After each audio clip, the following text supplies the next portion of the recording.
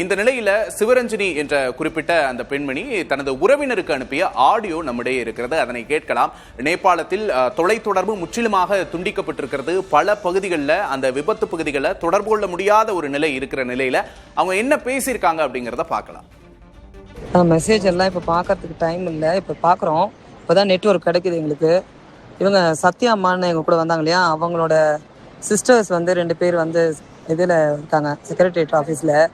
அங்கே வந்து எஸ்ஓவாக இருக்காங்க. அவங்க கவர்மெண்ட்டில், தமிழ்நாடு கவர்மெண்ட்டில் பேசி எங்களோட டீட்டெயில்ஸ்லாம் கேட்டாங்க. இவ்வளோ நேரம் அனுப்ப முடியல, இப்போ தான் அனுப்பிச்சிருக்கோம். அவங்க டெல்லியில் பேசியிருக்காங்க.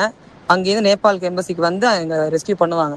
So don't worry. நாங்கள் இன்றைக்கி எப்படி நைட் இங்கே தான் ஸ்டே பண்ணுவோம்னு நினைக்கிறேன், தெரியல. ஒரு ஷட்டர் மாதிரி இருக்குது இந்த இதுலேயே, ஏபிஎஃப்க்கு கீழேயே. அதில் தங்கியிருக்கும். ஒன்றும் ப்ராப்ளம் இல்லை, எல்லோரும் சேஃபாக இருக்கும். அடுத்து ஏதாவது வந்ததுன்னா உங்களுக்கு சொல்கிறோம்.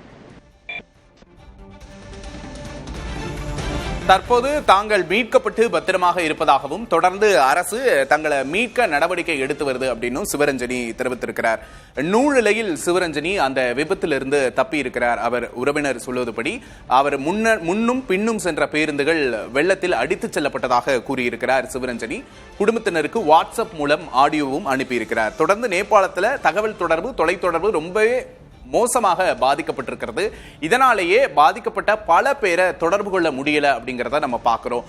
கோவை ஈஷா மையத்திலிருந்து 80க்கும் அதிகமானோர் போயிருக்கிறாங்க. அனைவரும் வெளிநாட்டவர். அவங்க அத்தனை பேரையுமே தொடர்பு கொள்ள முடியல அப்படின்னு சொல்லியிருக்கிறாரு ஜக்கி வாசுதேவ். நேபாளத்தோட விபத்தின் கோர காட்சிகளை நாம பார்க்கிறோம். இயற்கை ருத்ர தாண்டவம் ஆடி இருக்கு. அங்க பல உயிர்களை இன்னும் மீட்க முடியாத ஒரு நிலைமை ஏற்பட்டிருக்கு. தற்போது வரை 200 பேர் உயிரிழந்திருப்பதா நேபாள அரசு தெரிவிச்சிருக்கிறது.